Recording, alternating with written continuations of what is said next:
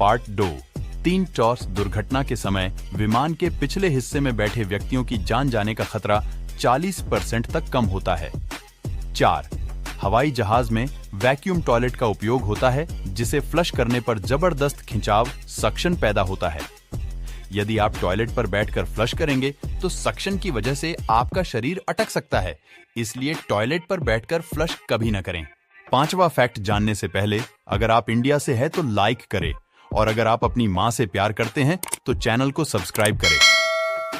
पाइफा toilet के दरवाजे अंदर से लॉक होने के बावजूद बाहर से भी खोले जा सकते हैं, ताकि आपातकाल की स्थिति में जल्दी से लोगों को बाहर निकाला जा सके।